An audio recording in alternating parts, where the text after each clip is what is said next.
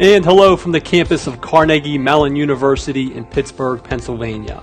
We welcome you to the Software Engineering Institute's webinar series. Our presentation today is from secure coding to secure software. Depending on your location, we wish you a good morning, a good afternoon, or good evening. My name is Shane McGraw, your moderator for the presentation, and I'd like to thank you for attending. We want to make today as interactive as possible, so we will address questions throughout the presentation and again at the end of the presentation. You can submit those questions to our event staff at any time by using the Ask a Question tab or the Chat tab on your control panel. We will also ask a few polling questions throughout the presentation, and they will appear as a pop-up window on your screen. The first question I'd like to ask, and it will appear now, is how did you hear of today's event? Another 3 tabs I'd like to point out are the Download Materials, Twitter, and Survey tabs. The Download Materials tab has a PDF copy of the presentation slides there now, along with other secure coding related work and resources from the SEI.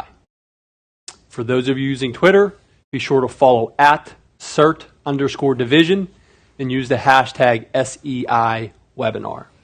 The survey we ask that you fill out upon the completion of today's webinar, as your feedback is always greatly appreciated. Now I'd like to introduce our presenters for today. Bob Sheila is the technical manager leading the secure coding team in the Cybersecurity Foundations Directorate in the CERT division. Dr. Mark Sherman is the technical director for the Cybersecurity Foundations group, and before coming to CERT, Dr. Sherman was at IBM and various startups. Welcome, Bob, Mark, all yours. Thank you very much, Shane. It's a pleasure to be here, and hello to everyone out in the web. We're here today to talk about secure software, and in particular, developing secure software through secure coding practices. So I want to start off with, why is that important? Well, today, more than ever, software has become a part of our lives, integrated into the systems we use every day. More than ever, we're depending on those systems to work. We have cell phones that are embedded in our cars and other devices that we rely on every day, and they're more connected than ever to other systems. Also, a lot of these systems are connected in ways that they were never originally designed to be connected. So it's created other avenues for attack. A great example of all of these conditions was just announced. A couple of researchers at DEF CON that created a proof of concept ransomware on a thermostat. So IoT devices are definitely vectors for attack, and we're starting to rely on them more and more. So there's a lot of different important ways that it's affecting our lives through our personal information, intellectual property of organizations being lost, consumer trust, and just general continuity of services. Our economies today, more than ever, and also our nation's defenses, are relying on software. So, as we also know, these vulnerabilities are affecting us, and we're hearing about them constantly. It seems like every day, or at least every week, there's a new announcement of somebody or some system being affected by a hacker or an attack. We learn a lot more about the specific coding issues in open source software, but there's definitely issues with the security of software, whether it's open source or proprietary. Additionally, the cost of securing the software, or in particular dealing with the aftermath of a failure, has increased in price because of the amount of data that's being collected and the importance of that data. A recent report, 2016, a couple months ago, the 2016 cost of data breach report estimates that the cost is $158 per record across the globe, and in particular, the data of US is about $221 per record that's lost. So we're going to talk a little more in detail about secure coding, which means we're going to be talking about software development, and in particular, developing in particular languages. Before we get started in the details, I'm interested in finding out about what languages you're most interested in out there with regard to what you're trying to secure. So the question is posed, so we can see the results in about another minute or so. Yeah, so please go ahead and answer and submit that your answer to that question. So, as I mentioned, we're going to talk about secure coding in particular, and here's a standard model of the development lifecycle, and to us, we kind of focus on the security aspects of this development lifecycle. The secure coding group and what we're trying to impact really starts in the green chevron in the center and the one to its immediate right, coding rules and guidelines, and testing, validation, and verification. That's really what we're trying to focus on improving. Why are we doing that? We're doing that because a majority of vulnerabilities, according to NIST report, have been found to be related to programming errors, and in particular, a strong majority, if not even more, has been found to be classic errors that are fairly well known, like buffer overflows, cross-site scripting, and injection flaws. In particular, top vulnerabilities include integer overflow, buffer overflow, format strings that are not controlled, and then there's also issues with regard to authentication and authorization.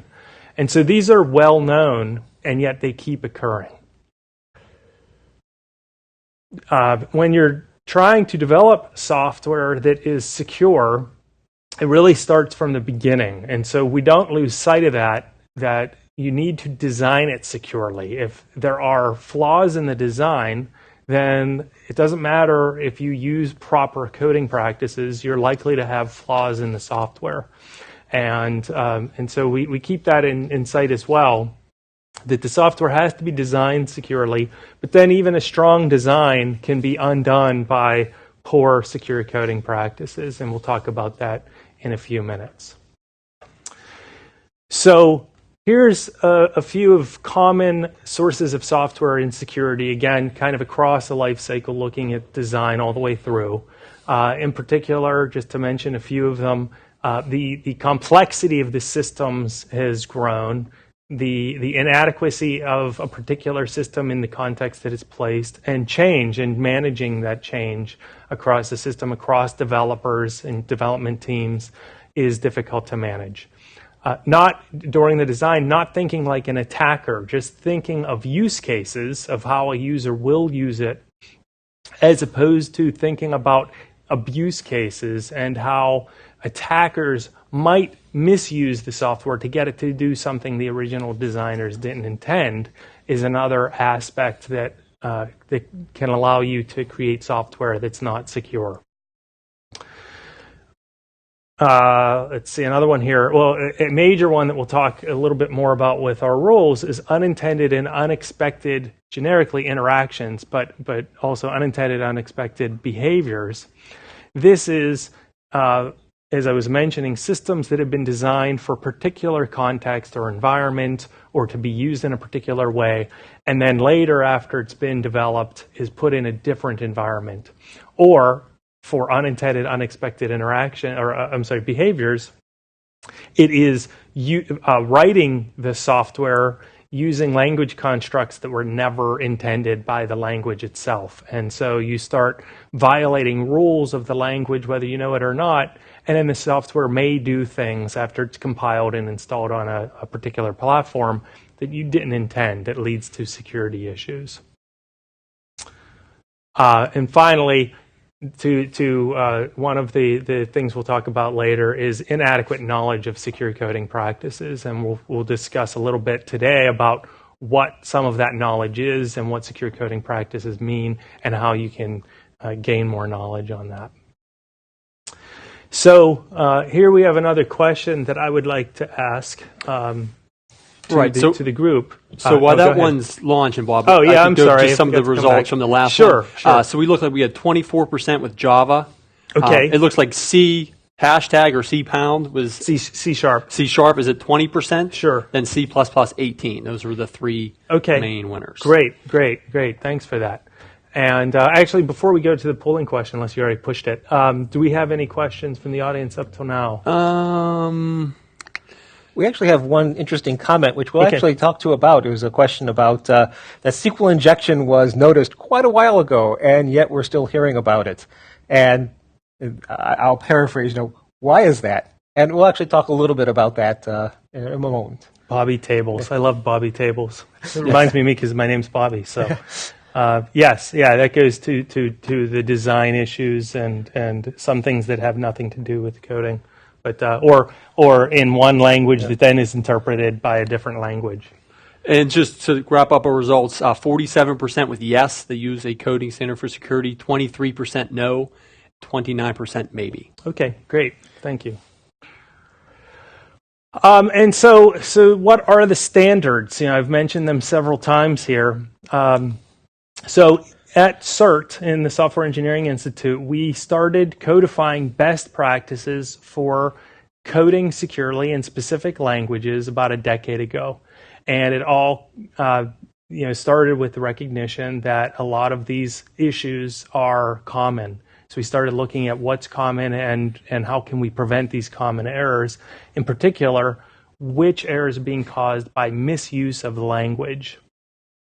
And so that started with a general best practices book. And then as our knowledge matured, we started writing specific coding standards for C and for Java eventually. And so we're going to talk a little bit more about what's in those standards, but they're generally a compilation of how to use the languages and the constructs in the language securely, avoiding common flaws.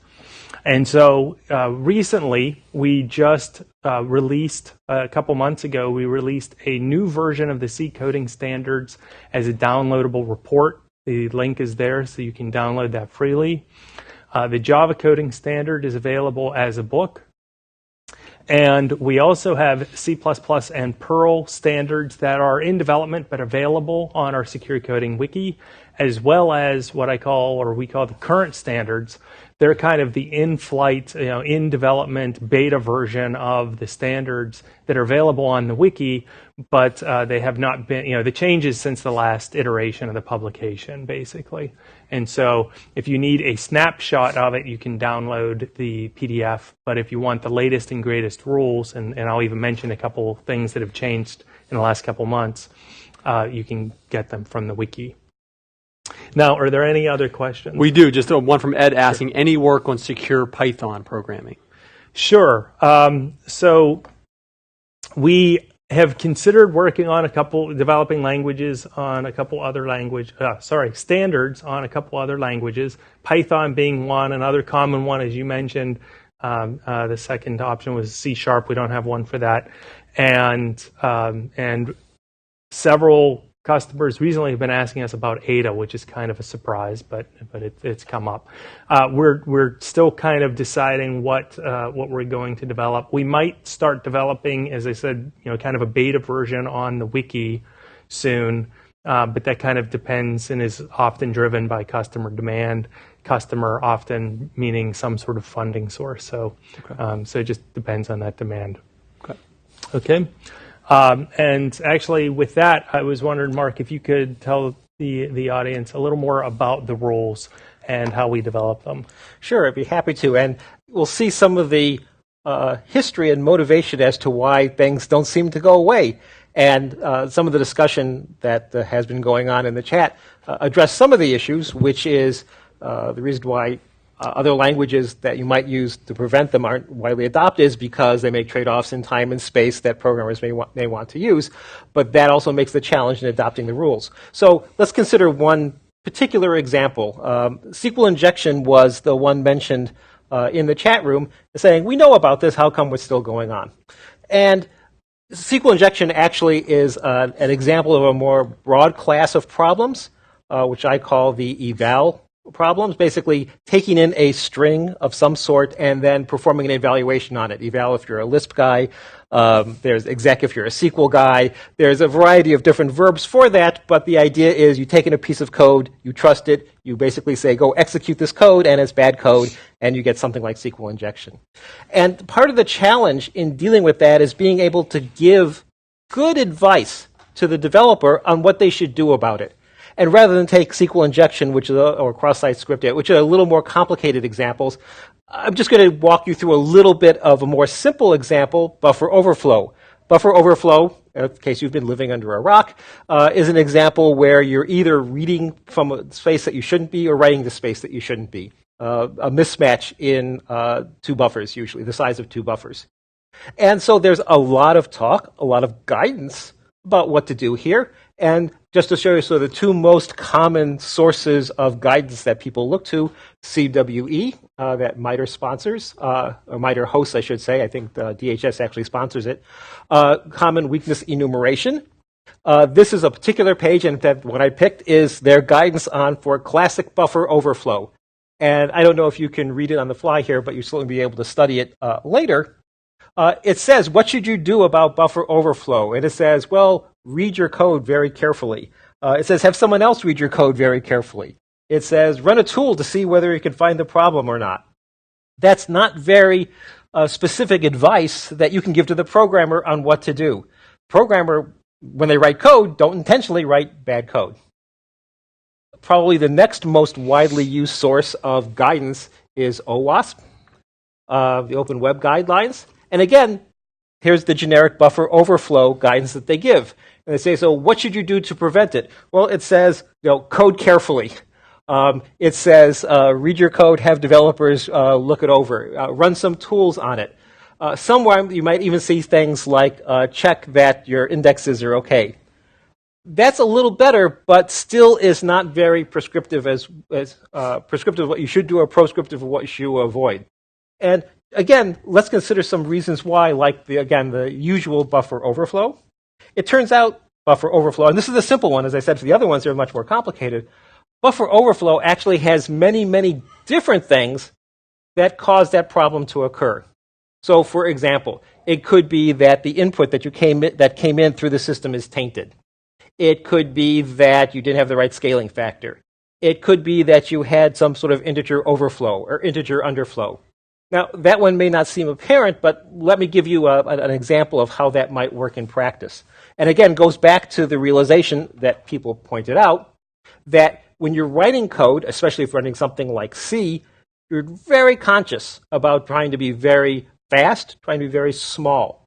And so even if you give the guidance, check your bounds, and that will prevent buffer overflow, what does a C programmer do?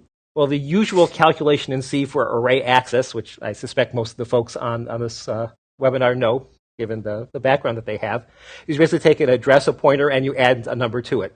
And then that gives you a pointer into the array. And then you use that to index. And so the efficient way in C, in order to see whether you've exceeded the bounds, is you start with the start of the array, it's a pointer. You add in what you think is the test index, some value that you read in from the outside, and you compare it to the pointer that is at the very end. You think you've now checked the bounds. The thought being, let's say if you have an array of 10, and you get an 11, it's a little bit beyond the bounds. You see that it's beyond the bounds, you say, oops, there's an error. The problem is, if you're having something malicious, is that it's not 10 going to 11 that comes in, it's 10 going to 100 million that comes in. When you add a gigantic number to that initial address, you get an integer overflow. That's a fancy way of saying that the number wraps around and actually be below the original base. So if you want to see, have I gone beyond the end of the buffer? The answer is no. It'll look like you're in front of the buffer and you'll say everything is fine, and then you start getting into problems. Now, there is a way to do this kind of buffer overflow, checking, bounds checking, but it's a lot more subtle than what you might expect to do as a standard C programmer. Coming up with those kind of actionable, precise rules that actually help you build programs that are resilient is really what rules ought to be about, as opposed to what we see here in a lot of the overall guidance, which is useful at one level, but not really actionable. And so what a couple of groups have done, We are one of them. Frankly, MISRA is another one. Has developed standards that don't say, don't do buffer overflow. They say, here's how you should carry out the pointer arithmetic in these kinds of situations so you don't generate these overflows, and you actually check to see whether you're in bounds or not. That is a way, then, that you can make sure that you are meeting the goal of not creating a buffer overflow from at least one source, the integer overflow. Now, in the case of both us and MISRA, the way we do it is we have some rules. That's what the very top part of this is. But perhaps as important is in the next section of the standard, we give examples of what code that looks good might seem, but really isn't. As the example I gave where you're trying to do the pointer calculation and you wind up wrapping around and you think that you haven't exceeded the end of the buffer, but you have. Showing you then how you might have written it, which is not correct, and then showing you the right way to do it is provided so you can see the better way to do it and actually accomplish what you want, is to not have the buffer overflow. So I mentioned like the CWEs don't have as many of these kinds of things. We focus on it. MISRA focuses on it. We focus on particular elements to make things secure. MISRA focuses on particular things for safety in embedded systems. Just to give you an example, we worry about things like integer overflows driving buffer overflows. They worry about running out of space, so their rules, for example, would include don't use malloc, no recursion in functions, things of that sort, as a way to maintain static memory allocation so that your card doesn't run out of space as it's trying to do some kind of thing. But the point is, these two sets of rules are actionable as opposed to many other sets of rules which are, don't do something bad. And for something like SQL injection, it's a lot more involved to explain to a developer how it is that you should code in order to prevent SQL injection, other than something very overwhelming like don't do any executable code, which is kind of difficult in today's environment where you want maximum flexibility. So how do we generate these kinds of rules? Well, we actually have developed a methodology. So we've done this for a couple of languages, and we can apply these to other languages. And if you wanted to build your own set of rules for your own company, you might do this as well. First, we look for ways to exploit language ambiguities. We then actually look at vulnerable programs. Where has things gone wrong? We create some rules and systematically test them, and we then ask for personal opinions from experts. Most of the other rules that we talk about, that you read, are frankly just that last one. A group of very smart people get together and say, I think it looks like this. But then you wind up with these sort of generic rules of what can you do about it. So, as an example, this is from C. The C language has things like undefined behavior, unspecified behavior, implementation-defined behavior. Each of those things, ambiguities in the language offers an opportunity for exploitation. Now, we know why they were put in the language. They were put in because different compiler writers for different architectures and different systems wanted to have different interpretations of those so that they could optimize the language for their system. At the same time, that leaves open the other interpretations which can be exploited sometimes for security flaws. Second thing we do is we look at a lot of existing programs. We're fortunate in this respect at CERT that we have a huge malware repository. And as part of our research work, we have evaluated a lot of code, over 100 million lines of code. And so we have seen both other people's code and problems that have arisen in the security area in that basically how the bad programming happened. And so that gives us the patterns of things to look for, to at least advise people what to avoid. Having done that, we then take the next step, which is kind of tricky as well, is we then kind of come up with rules. If you've used any of the static checkers, and I suspect many of the people have, the problem of false positives is endemic. You put something in, and you get hundreds and hundreds, if you're lucky, thousands and thousands, if you're not, of messages telling what's wrong with your code, and it's very difficult to actually then do something with that. And so the challenge is coming up with a rule that will maximize the true positives. You really want to find the bad code, but also not tag the good code. So what we do is we generate some of these rules, and because we want them to be precise and concrete, we write a program that implements them, and we run them over a lot of code, usually around tens of millions of lines of code. And we see what the results are. and that sometimes we tweak the answers and then get something which is a lot more precise. For example, we typically do this 10 times in order for us to get the rule right, if you're curious about our experiences here. And as part of the most recent standard that we're working on, the C++, in about a year's time, we were able to, working with others, generate about 46 rules. So if you want to know how much effort's involved in trying to put something like this together, that's been our history here. And of course, while we do the systematic analysis, judgment always comes into play as well. And so we do have a wiki that we invite people, experts, and other practitioners to participate in. And we'll probably talk a little bit about that more later. But it's a way for both people who want advice to see the discussions of the various kinds of rules and their implications, and for those who have advice to offer, a forum by which they can share that knowledge. And of course, it feeds into our process for how we go about developing these new rules. And to give you some more concrete examples, I'm going to turn this back over to Bob and let him show you some of the rules. Yeah, thank you, Mark. Before I say that, let me get started with that. Let me just say that I've been watching some of the comments, and there's a really great discussion going on. Thanks to everyone for keeping it professional. I'd love to throw in some comments on everything that's been talked about. There's one in particular, though, that I really want to mention or refer to. A question by Brian about, aren't the C++ rules and recommendations marked basically with page warnings right now about them being outdated? We're actively updating the C++ wiki site right now. And as part of that effort, one of the first things we did was went through and marked mostly recommendations, not rules, but most of the recommendations. We just noticed that a lot of them have not been reviewed in a while. And when we reviewed them, we had some concern about some of the accuracy.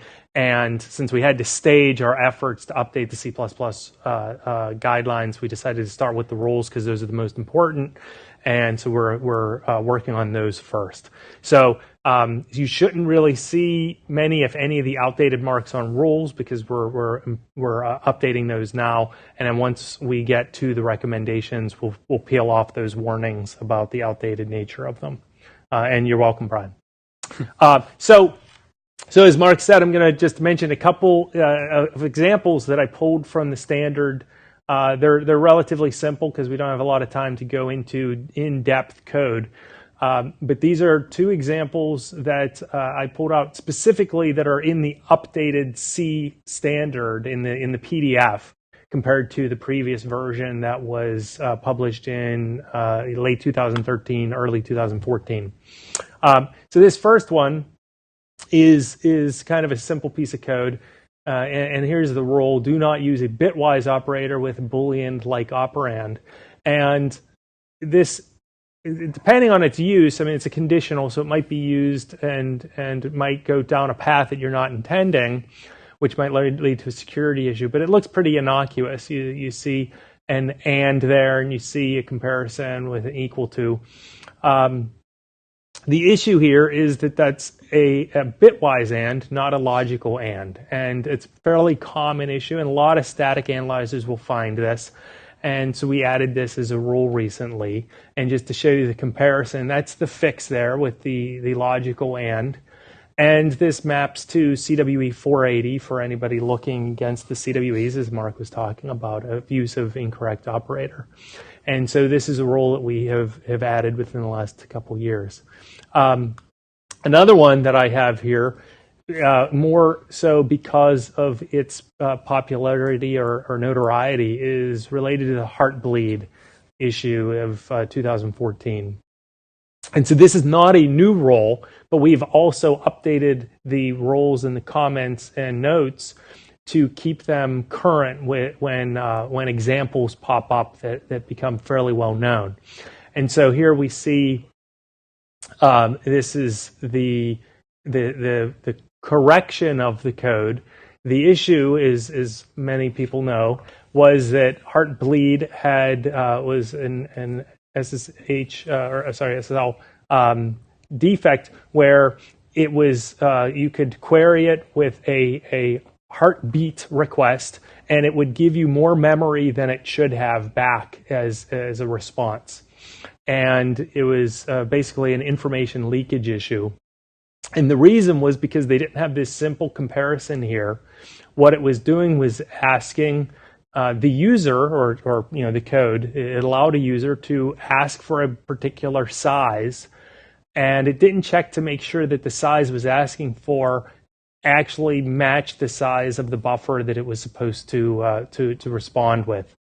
And so you could ask for a buffer larger than you should have been able to get access to, and it would give you information such as SSL keys and other information that you shouldn't have access to. And all it required was this simple comparison, making sure that the payload that was asked, of the size that it was asked for, actually met the size of the buffer. And so that again, this is not a new role, but we added a reference to this particular piece of code. And this role actually is a very long role. There's lots of examples and lots of nuances, but it also, as you can see, is pretty connected to, or refers to, several CWEs. So now we're going to talk for a couple minutes about how can you use these roles, and in particular secure coding and adopt. And so first, again, just to kind of focus on where we are, here's our secure development lifecycle, or software development lifecycle, and focusing on coding rules and guidelines and testing, validation, verification. And largely for secure coding, those are the development and verification is really where the action happens. So you need to know how to develop secure code, and then you need to either be able to analyze it, review it, test it, or know what secure code looks like to verify that those practices and those coding constructs were used. For the people that are in the government, or in particular in defense, that have to deal with DISA STIGs, that's the Defense Information System Agency Security Technical Implementation Guide. I just have this as a reference. These are just some of the STIG requirements that are related to our secure coding rules and standards. So if you're trying to, and you notice there's several Cat 1s and a couple Cat 2s, you're trying to, if you're required to address these, then following the standards or setting up your own standards based on our standards will help to affect that. And you notice the latest, or I'll point out the last one there, is that developers are provided with training on secure design and coding practices, and we'll come back to that.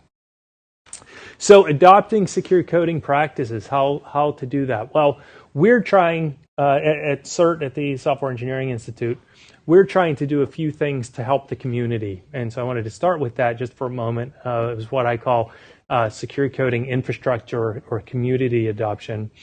So as I mentioned, we're obviously defining secure coding practices. We're also, to help the community adopt them, we're trying to influence language standards. And if we get a chance, I know there was some discussion on the chat about different languages, and maybe we'll have a moment to talk about the languages, although it seems like other commenters have addressed some of that. But we're trying to influence the language standards so that they adopt secure code, or improve the language itself to make it easier for developers to develop secure coding. And we're also trying to influence the tool vendors. The tool vendors are also connected to the language community, so it's not too far, but trying to help the tool vendors and or help people's awareness of the tools that can help their secure coding. And so we'll talk a little more about processes, coding standards, technologies you can use, and workforce development and training. So one of the issues with adopting this and improving your practice, well, I'll start, and this has been commented in here. We will talk, or I'll talk for a couple minutes about developing your own standards. So developing your own secure coding standards with something to base off like ours is a really good start. The problem is it may seem overwhelming at first because the secure coding standards are fairly voluminous. Right now, I think there's 99 C rules that you should be following. So one of the challenges is to prioritize those, especially when you're trying to adopt them. And so we have a few mechanisms of guidance of how to prioritize. One is we have a risk assessment. And so the risk assessment for each role provides a value of how risky a defect or a weakness related to that role is, such that it's likely to end up as an exploitable vulnerability. And so here we have this rating, and it's on 3 different dimensions: severity, how bad would it be, and how exploitable, or what would the effect be, the worst being running arbitrary code and giving control up, the likelihood being another dimension, and then the cost of remediating or mitigating, which is how hard is it to find and or fix. And as Mark mentioned, a lot of tools give out a lot of false positives. So finding can be a challenge, or as much of a challenge, if not more, than fixing it once you find the issue. And so you can use our risk assessment on these rules to decide which rules you're going to first adopt, because they're the highest priority. And so we map those into these priority levels just to make it a little easier, rather than having 27, and the actual numbers are a little less. But there's 3 different ranges for the priority levels of rules. What you also want to be trying to do ideally is looking for code that conforms to the secure coding standards, or the secure coding standards that you choose to adopt. And so that's kind of the goal of analyzing and verifying your code, is you're looking to conform it, looking for conformance, because conformance means that the software will be much more secure, because it won't have these weaknesses that lead to vulnerabilities. With that, and before we get started talking about tools and analysis, and I know there's already been some comments on the chat about that, I was wondering if we could find out more about what you use to analyze currently in your processes. So that question is posed, and we can wait for some results. Sure. And so now to talk about tools, the first tool that a lot of people don't think about is the IDE itself, the environment that you're developing. Those tools can provide warnings that can be really helpful to at first sight find and fix some simple issues. And so we absolutely recommend looking at those diagnostics from the IDEs. IDEs are getting smarter about presenting information to the developers, and so what we're trying to do in some of our research is align our diagnostics or diagnostics that tools find related to secure coding vulnerabilities, and present that to the developer while they're coding, because finding and fixing them, of course, earlier in the life cycle is cheaper, but finding them right when they write them is the cheapest it can be, because they're already presently, mind is present in the code they're writing. Static analysis is definitely a practice that should be used. There was a question about one particular tool, whether or not it's good enough. We have a recommendation that no tool has complete coverage. Every tool has prioritized or optimized particular types of defects that it's trying to find with really high accuracy to try and reduce the amount of noise of false positives. And so that's where their market differentiation is what they're trying to find and fix and help you fix. So we recommend that you use multiple tools. And as I said, consider your IDE or your development environment a tool, or even if you're programming in GCC, just running it with diagnostics. Similarly, and Mark mentioned this, there was also some discussion in there about how different languages are optimized for different things, some for speed, some for safety and protection. The static analysis tools and even the dynamic analysis tools are optimized for different things. Now, of course, if you're running multiple static analysis tools, you have multiple environments where you're getting lots of diagnostics. And so we also recommend using a diagnostic aggregator of some sort. There's a few on the market. We also have a research tool and one that we use whenever we do audits ourselves called Scale. The source code analysis laboratory.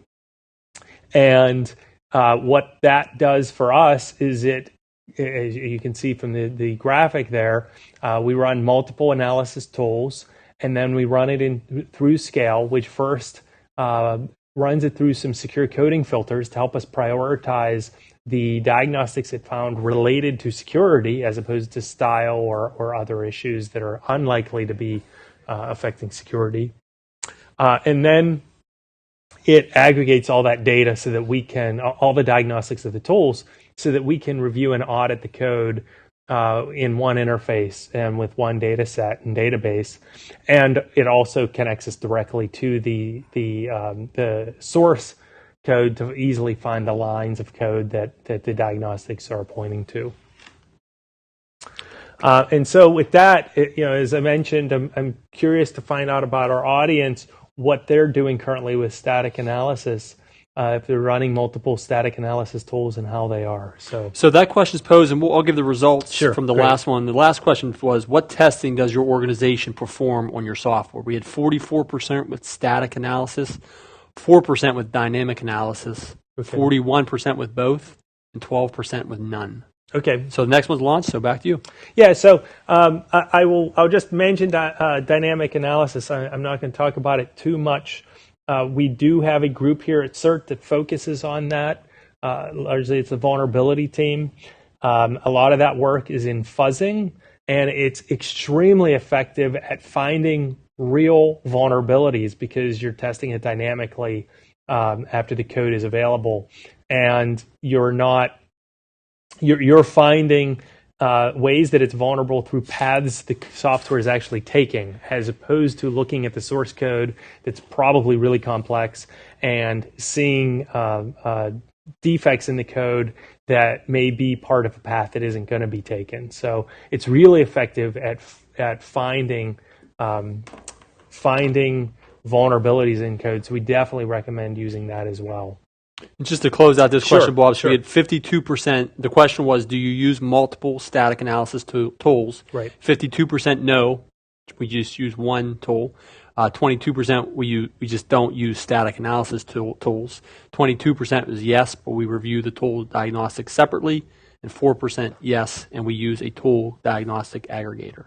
So I'm sorry, what were the first two? 52% at no, we use just one just static one. tool. Okay, so more than half is using at least one. So that's really good. As I said, you should, and several of the commenters on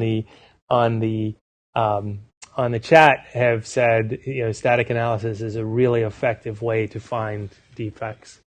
And here, I just want to, speaking of that specifically, so here's some data of the audits that we have done across several projects, anonymized, of course, but it shows that, on average, there's a large disparity across projects of the quality of the code, but on average, we've seen about 20 to 30 diagnostics that were true issues per KLOC, or the S there is significant. We remove white space and some other in comments and things like that.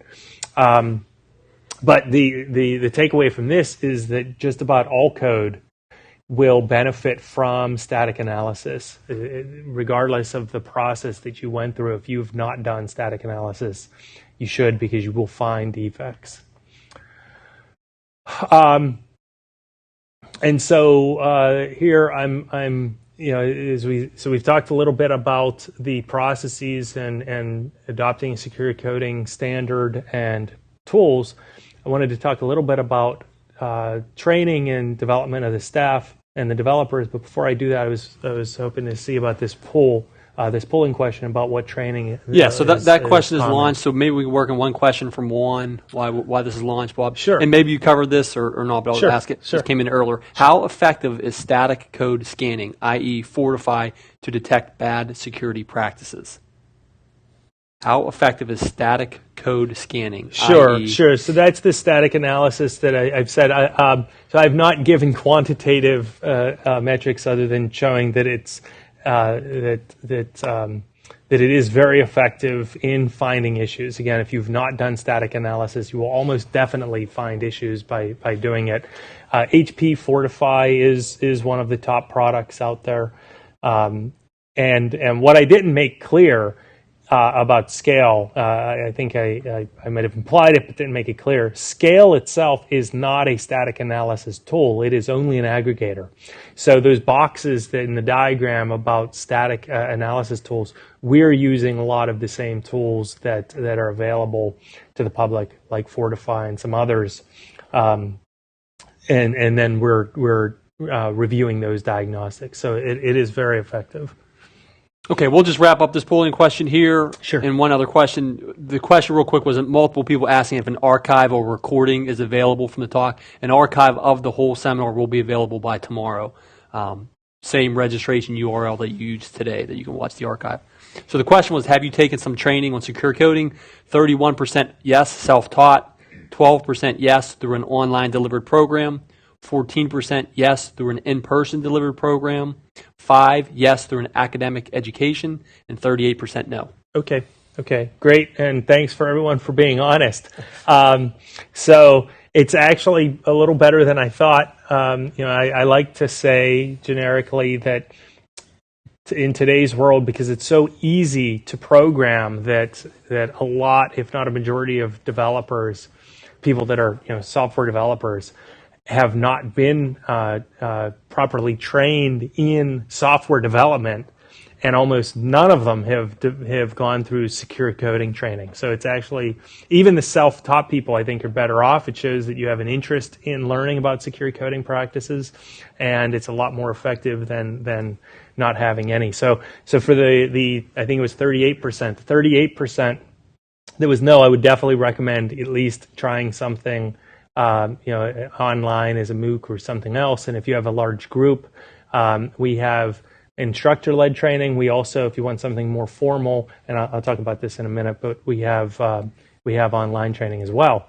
And so to kind of roll into that, as I was mentioning there, we do have online training that ends with a secure coding professional certificate, and this training is in the C++. So one edition of the training is C and C++ combined, and the other is Java. And each of those certificate programs have 2 courses: a secure software concepts course, and then a secure coding in the particular language course. And then it ends with a completion exam. And then we also, as I mentioned, for larger groups at an organization, we have instructor-led courses on site as well.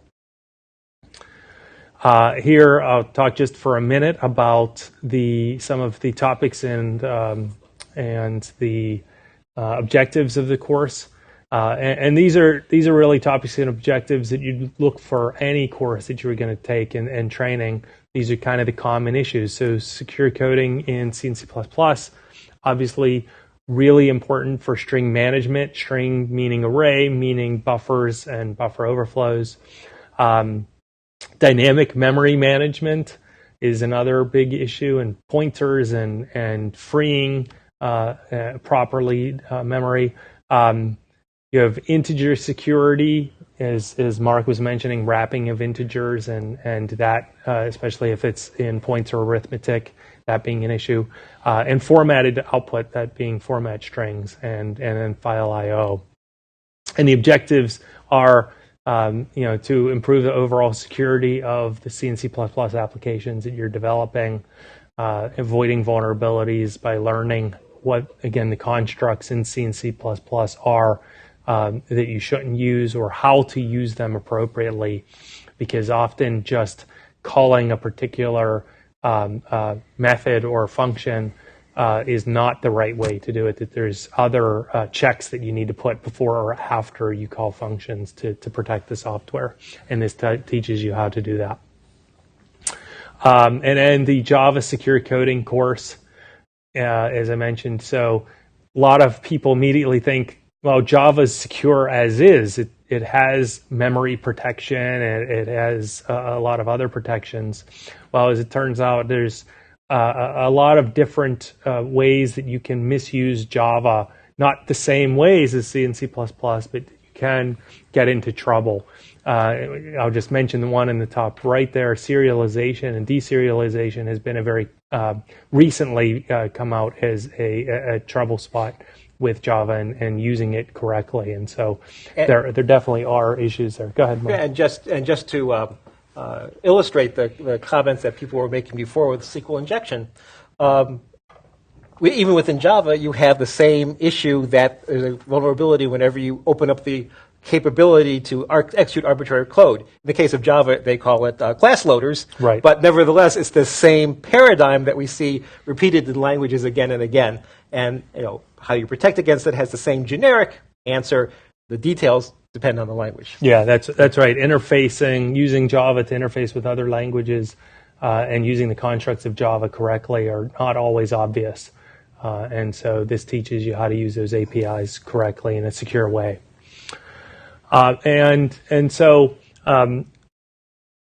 that covers most of what I'm going to talk about of developing software. Of course, that doesn't address everybody's concern. Well, nothing does, but there's a big area that it doesn't address, and that is that a lot of people acquire software or acquire source code or libraries that have been compiled, and they're using third-party software, but they're not sure what's in it. And so so first, I'd like to find out from this polling question what people's proportion of building versus buying, so to speak. Even though I know that often it's open source and free, but so we got 34% software we develop, 3% source code we acquire, procure, 10% third-party libraries, 1% complete software we acquire, 52% all of the above. Okay, so a lot integrating pieces and packages from a lot of different places. So I was wondering, Mark, could you talk a little bit about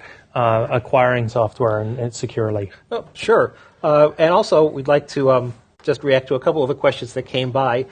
First of all, there was a fair amount of discussion about scale, about the aggregator that we talked about, and clearly we been asked to include information about where to find that in reports and so on. So we'll include that in the website rather than trying to give all those URLs on the fly here. Right. There was also discussion about compiler optimizations, and someone used the word undesired. Our technical team actually is really fascinated by that particular topic, and they've put together a whole other presentation and seminar, which if you want, by all means, let Shay know.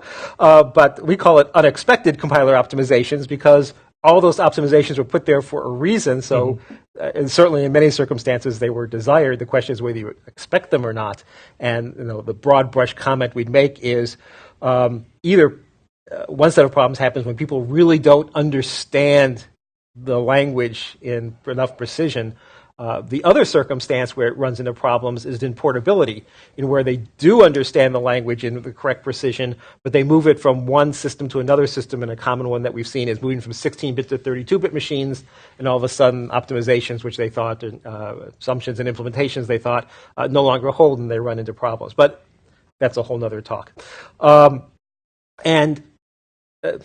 There's a whole lot more to be said there. We'll defer that to another time if you'd like to hear about it. But one of the topics that we've run into when we talk with development organizations about the problems that they face, part of it is, what we discussed here, is the code that they are writing. And historically, that really was the focus of attention. So when software started being developed, and I'll use my own sister as an example, she worked for a large manufacturing company, and one of the jobs she had to do was to build an airline reservation system. No, she didn't work for Delta or United or whatever. She worked for a company that had plants and extrusion lines and so on. But they had a bunch of corporate jets, and they needed to schedule them. And so she went and built an airline reservation system from scratch. In that kind of context, it was custom development, limited amount of software, limited audience, limited function. And for those purposes, companies like that one basically employed their own developers, and they created their own software. They developed everything. That turned out to be fairly expensive, and quickly they decided that there were some things which really weren't their core differentiation. And so the industry of independent software vendors came up. and they were automating well-known processes. I don't know about airline reservations being so ubiquitous, but things like general ledger were, enterprise resource management, supply chain management, the whole variety of common kinds of functions that needed to be done that were not the specialty of any one company. And so you had Infor Global, SAP, Oracle, a whole variety of infrastructure companies who went and built this. And now you started getting a supply chain, very small supply chain. It was just the vendor that you dealt with. What has evolved over time is that actually there's very little development being done on large programs outside of these independent software vendors. I mean, obviously Oracle or Microsoft spend a great deal of their time building programs completely from scratch. But for most places, development is assembly. It's simply too large for any individual organization. There's too much specialization in each individual component. And frankly, every little component doesn't have enough value to invest in it, whether it's a SIP container to connect to telephony systems, your own database, your own XML parser, and so on. So instead, what we've wound up is having a large supply chain in where you reach out to lots of vendors, and they reach out to vendors, and they reach out to vendors. But in this supply chain, you have a large amount of open source. So what's the magnitude of this? Well, when we've done, we rely on third-party surveys, they found that about 90% of applications, in fact, are assembled. They're not constructed. And perhaps as importantly, of those assembled applications, 90% of their content comes from the outside. And so now you have a very long supply chain of people getting pieces from other people. It's very long. Just to give you an example, let's say you have an application server that contains an HTTP server that came from another place, which has an XML parser which came from another place, which came with some C libraries that came from another place. That was generated by a compiler that came from another place. The compiler itself was generated by a parser generator that came from another place, and so on. You wind up that there's a huge long list of dependencies, and there are problems. You might think that who's going to really screw around with the compiler? Well, it's happened already. For example, Apple had their development environment attacked, and as a result, they had applications built with Xcode being corrupted. And open source is not secure. We use a lot of it. People know about shell shock and bash bug just as two common examples. That happened because people were explicitly exploiting them. But worse, a study that was presented at Black Hat showed that finding bugs was basically just shooting fish in a barrel. And they were quoting some researchers here which said, we just decided to go look for a particular kind of bug, and they found so many that it was upsetting all the statistics that are being used. Now, to quantify this, rather than just say, well, there's shell shock and whatever, again, there have been studies done just in 2015, close to 2 billion open source components with serious vulnerabilities were downloaded. 26%, a quarter of the most open source components have high-risk vulnerabilities. If you're using Spring, you probably are one of these people. How to do that? How to reduce this? Well, by managing your software supply chain. And the methodology we use is called SPDO, S-P-D-O, very minimal methodology if you'd like to remember it that way.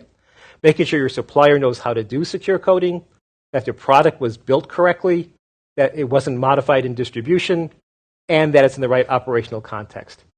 Now, for each of these, we have specific recommendations that you can follow.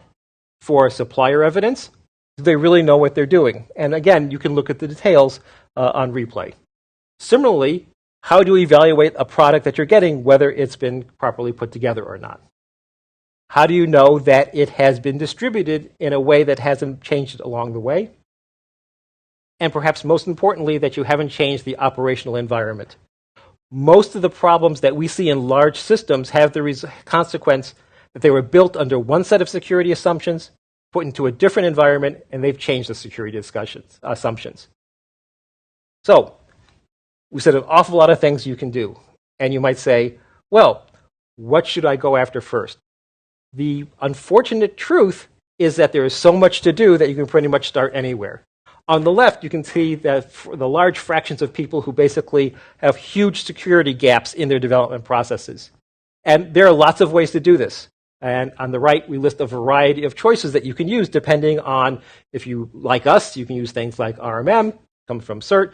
If you like what Citadel does, you can do what use BSIM. But there are many alternatives. You know, each one has their pluses or minuses, but there's such a gap that pick one and use it as you would like. With that, I'm going to let Bob close here. Thanks, Mark, and sorry well, thank you for doing a good job of kind of getting through that. Sorry to the audience for him having to do that. If you have questions, please let us know, and we'll be sure to follow up. With that pretty much closes, except for questions. There's two things I wanted to say really quickly. One was that where are we going with research? Just quickly, we're looking at ways to use machine learning to improve the accuracy of static analysis tools. In particular, can we use the data of what we found with diagnostics that are either true positive or false positives, and use other information to improve our prediction of whether or not it's a true positive or false positive and something to pay attention to, as well as working on automatically correcting code, finding code that an analyzer might find as a diagnostic, but that we feel we're pretty sure that it is a defect, and informing the developer on the spot what could be done to correct the defect, or for code that is out in the wire, just fixing the code with near perfect or perfect accuracy to not cause any problems.